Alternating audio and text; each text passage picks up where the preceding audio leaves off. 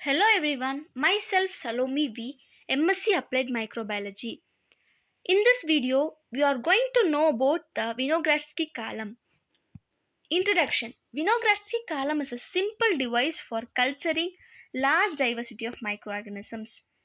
The purpose of Winogradsky column is a large ecosystem that will show many type of microorganisms and the importance of nutrient cycle.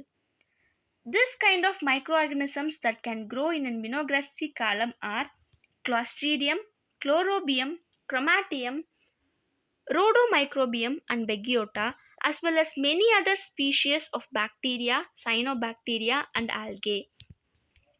Why is it called a Winogradsky column? A microbiologist named Sergei Winogradsky from Russia lived in the 1880s and developed this method to better understand microbial communities. He wanted to study the microbes when they were together in mixed culture rather than in pure culture or isolated as individual species. In pure culture, you separate the bacteria from their natural communities and you study just that one species on its own. But Winogradsky wanted to work with the species together to understand microbial communities, how they interact, and the types of resources they prefer when they are all together.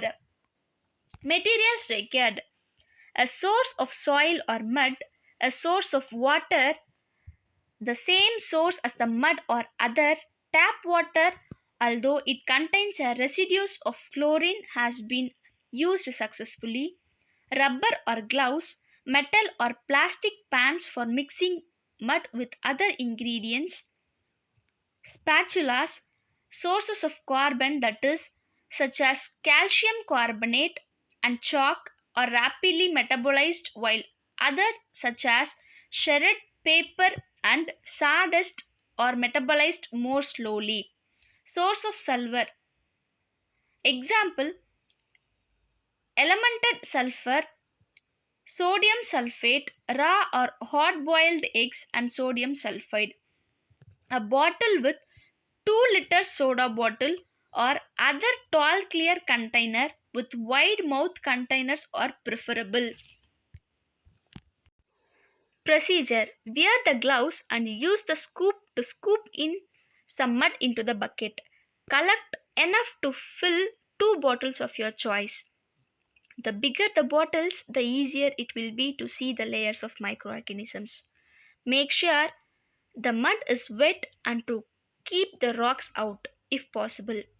The top of the bottle will act as your funnel later on, and the other part will be your column. Remove the bottle cap, flip the cut out top, and place it top of your column. It should now look like there is a funnel on the top of your column. Transfer your mud into a mixing bowl. Make sure your mud has the consistency of a milkshake. If it doesn't have this consistency, add the necessary amount of water. Use the scoop to mix. Add a handful of carbon source to your mud. This could be a shredded newspaper, sawdust, grass clippings, or oatmeal. Mix this into the mud.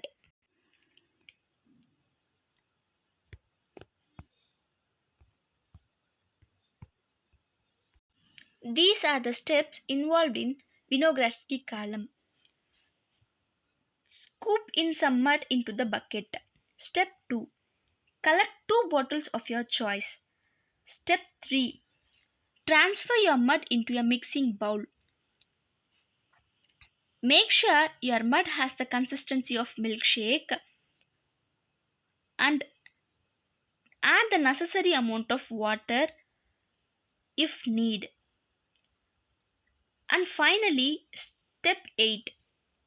Add your carbon source to your mud, such as the sawdust, newspaper, grass clippings, etc. After some days, observe the microbial communities. This is the Winogradsky column. Here there are 7 rows. Finally, anaerobic hydrogen sulfide dominated zone, that is black zone. green zone, a red zone, a rust colored zone, oxygen dominated mud, water, and air with wrapped plastic cover. This is the image of Winogradsky column. Thank you.